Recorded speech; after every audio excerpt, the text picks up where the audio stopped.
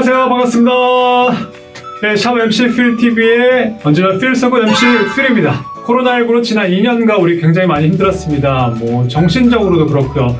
사람들은 코로나 블루라고 해서 우울감을 앓기도 했습니다. 자, 그러다 보니까 사람을 피하게 되고 사람과 함께했던 행사들이 축소되는 경향들이 많이 생겼죠. 자, 그래도요, 비대면 시대로 넘어온 만큼 무엇보다 인간의 가장 큰 장점이 빠르게 적응한다 아니겠습니까? 그래서 오늘 제가 준비한 것은 코로나19 시대의 새로운 문화, 가족 결혼식을 준비했습니다. 오늘 이 영상은요, 기존의 결혼식이었던 줄에 있는 결혼식, 그리고 줄에 없는 결혼식, 스몰 웨딩, 또 나아가서는 온라인으로 하는 온라인 웨딩, 요새 이제 트렌드로 자리 잡기 시작한 가족 결혼식까지 순서대로 제가 정리해 드리도록 하겠습니다. 그 전에 앞서서 구독과 좋아요, 알림 설정 잊지 마시고요. 혹시나 성격이 급하신 분들은 난 본론부터 보고 싶다 하시는 분은 아래 자막을 따라서 넘어가셔서 가족 결혼식을 만나시면 되겠습니다. 첫 번째, 결혼식. 자, 결혼식은 뭘까요? 결혼식은요, 대한민국 민법 제807조에 따르면 만 18세 이상의 사람은 혼인을 할 수 있다고 명시되어 있습니다. 자, 그러니까 만 18세 이상의 두 사람이 만나서 혼인을 맺는 것, 두 사람이 부부의 연을 맺는 걸 우린 결혼이라고 얘기를 하죠. 자, 그럼 과거로 한번 내려가 볼까요? 자, 고구려에서는요, 서옥제라고 해서 미리 신부의 집에 들어가 노동력을 제공하고 부부가 되기도 했으며, 반대로 복조에서는 민며느리제라고 해가지고 반대로 신부가 될 사람이 신랑의 집에 들어가서 함께 지내다가 결혼하는 그런 경우도 있었다고 합니다. 부부가 되는 과정은 나라에 따라, 역사에 따라서 조금씩 그 형태가 달라지긴 했지만 과거로부터 현대까지의 결혼이란 문화는 꾸준히 존재했습니다.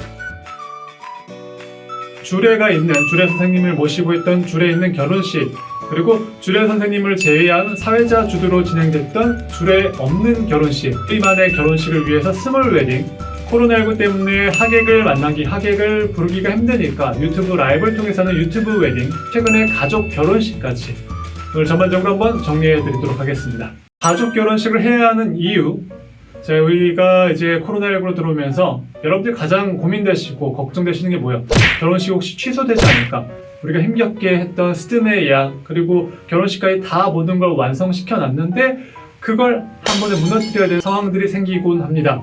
결혼식 이럴 거면 너무 스트레스다, 미루거나 하지 말자. 그렇죠? 여러분들이 요새 결혼식 때문에 받는 스트레스가 굉장히 자, 그러다 보니까 여러분들이 그 과정에서 힘들어서 결혼식 자체에 대한 회의감을 느끼다 보니까, 자, 이럴 거면은 조금 시대에 맞게 만들어보자 해서 새롭게 들어왔던 문화가 바로 라이브 웨딩이었습니다. 유튜브를 통해서 라이브로 생중계라는 거죠. 상황에 따라 하객들의 인원수를 줄이거나 할 필요 없이 아예 처음부터 하객은 없이 주인공들만, 가족들만 함께 하고 그 영상을 유튜브를 통해서 생중계를 했습니다. 젊은 세대한테는 유튜브가 접하기 쉬운 매체다 보니까 괜찮습니다. 그런데 이게 문제점이 있었어요.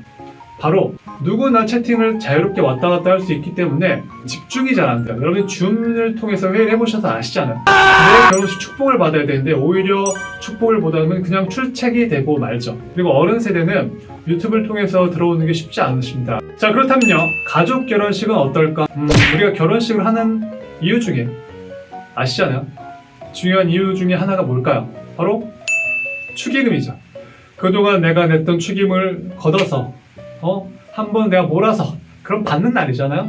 그렇죠? 내가 이 철수한테도 영희한테도 다 줬는데, 야, 내가 이 돈을 다 그렇게 줬는데 하나도 못 받아. 억울하잖아요.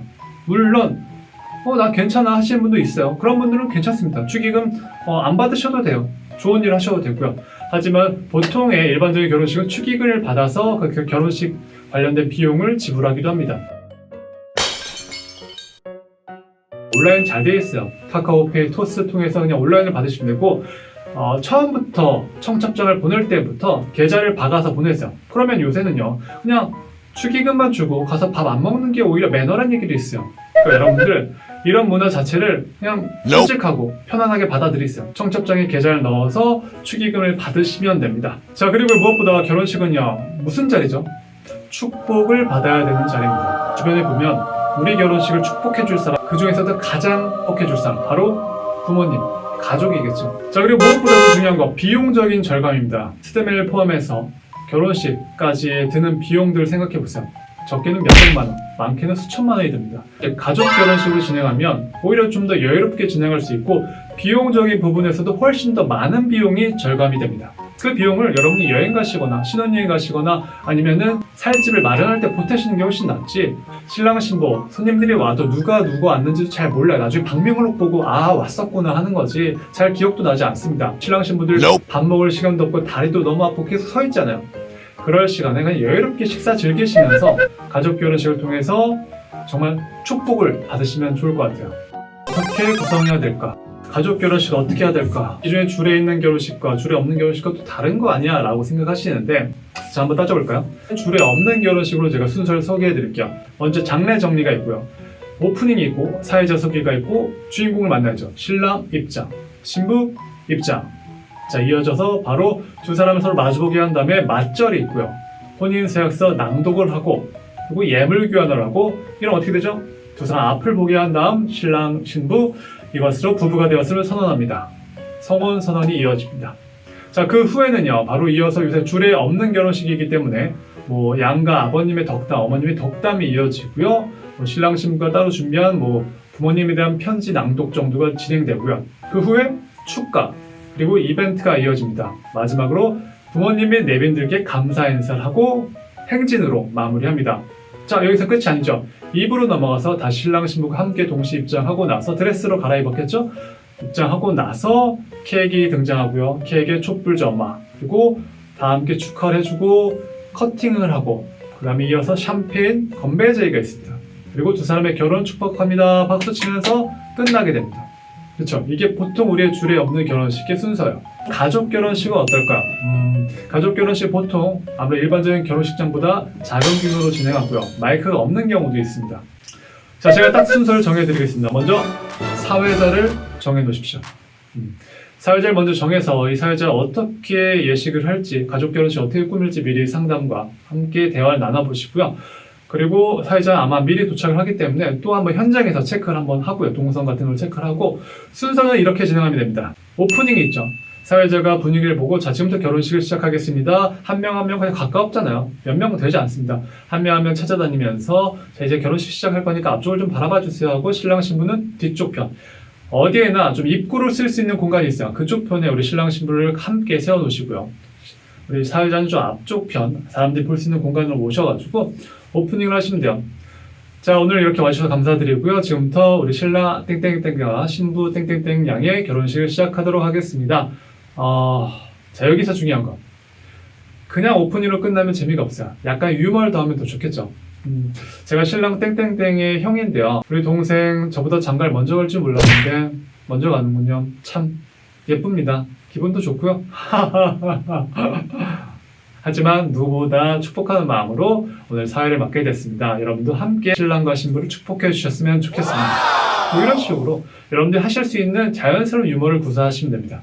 자, 두 번째, 신랑 신부 동시 입장. 신랑과 신부 장소도 좁은데 뭘 따로따로 입장합니까? 신랑 신부 동시 입장하시면 돼요. 뒤쪽을 바라봐 주시고요. 우리 신랑과 신부, 오늘 주인공 신랑과 신부 함께 들어오도록 하겠습니다. 큰 박수 잊지 마시고요. 신랑 신부 입장 하면 두 사람이 손잡고 편안하게 걸어와서 사회자 옆에 서고 박수 유도하시면 됩니다. 그리고 혼인서약서 낭독, 신랑과 신부 앞쪽 인사를 시켰겠죠? 시킨 후에 두 사람 서로 함께 뭐 마주보게 할 필요도 없어요. 우리끼리 하는 거네 뭐 어떻습니까? 그냥 편안하게 앞을 보고 그때 미리 챙겨놨던 혼인서약서를 함께 보면서 휴대폰으로 봐도 상관없다고 저는 생각해요. 그게 중요한 건 아니잖아요. 축복하는 자리니까. 그래서 여러분들이 준비하신 혼인서약서를 함께 낭독하시고 예쁘게 살도록 하겠습니다. 신랑이 신부에게, 신부가 신랑에게 혼인서약서 낭독이 있겠습니다. 한 후에 서로 혼인서약서를 낭독하고 나서 박수 유도하시면 됩니다. 예물교환과 성혼선언이죠. 예물교환은 빼셔도 됩니다. 그렇지만 원하시는 경우에 넣으시면 되고요. 서로의 사랑의 증표인 예물을 교환하도록 하겠습니다. 서로 마주 보시고요. 신랑이 신부에게, 신부가 신랑에게 예물을 주도록 하겠습니다. 서로 이렇게 교환했겠죠? 이어서 바로 앞을 잠깐 보게 한 후에 여러분 오늘 참 어떻습니까? 우리 신랑과 신부 너무 예쁘지 않습니까? 이렇게 예쁜 신랑과 신부의 손에 보시면은 사랑의 증표인 예물이 빛나고 있습니다. 이 빛나는 예물만큼 신랑과 신부의 앞날에도 환하게 빛나고 예쁘게 살 수 있었으면 좋겠습니다. 이것으로 신랑과 신부가 부부가 되었음을 선언하겠습니다. 사회자 땡땡땡이었습니다. 그리고 이어서 신랑 신부 보통 결혼식이라면 신랑 신부 여기 서 있을 거예요. 하지만 우리 뭐죠? 가족 결혼식이죠. 편안하게 우리 신랑 신부 앉게 하세요. 자리에 뭐 앞쪽에 앉게 해도 되고 편안하게 뒤쪽에 앉게 하고 편안하게 앉게 하시고 양가 부모님이 계실 거예요. 부모님께 잠깐 자리 일어나셔서 우리 덕담 말씀 부탁드리겠습니다. 일어나셔서 하셔도 되고 거동이 불편하시면 일어나시게 할 필요 없어요. 그냥 앉아서 편안하게 말씀하시게 하시면 됩니다. 축가 및 이벤트 시간이 있어요. 그렇죠. 축가 및 이벤트 시간이 있는데 우리가 축가 사실 공간이 협소하다 보니까 축가를 뭐 앰프를 갖다 놓고 그렇게 하긴 아마 힘들 거예요. 왜냐면 우리가 규모를 줄인 건 비용을 절감하기 위해서였잖아요. MR을 휴대폰으로 틀어서 하셔도 되고요.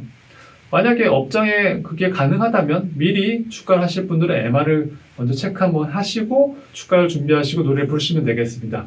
자, 우리 이벤트가 있죠.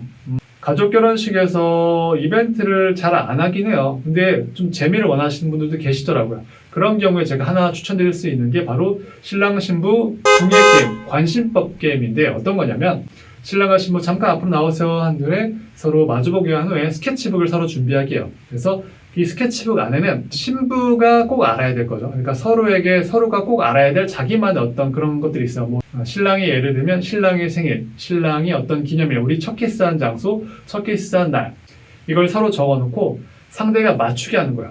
그래서 우리 신랑이 먼저 스케치북 들어주시고요. 첫 번째 한번 볼게요. 네, 지금 전봇대가 나왔습니다. 전봇대 뭘까요? 신부. 맞추겠는데 신부가 전봇대 뭐지? 근데 신랑이 나랑 첫 키스한 장소였잖아. 안 돼! 좀 유머러스하게 재밌는 상황을 만들 수 있겠죠? 자, 이제 뭐죠? 신랑과 신부가 감사 인사를 해야겠죠. 신랑과 신부가 자리에서 일어나서 여기에 참석해주신 우리 소중한 가족분들께 한 말씀 하겠습니다 하며 감사 인사 신랑과 신부 유도하시면 되고요.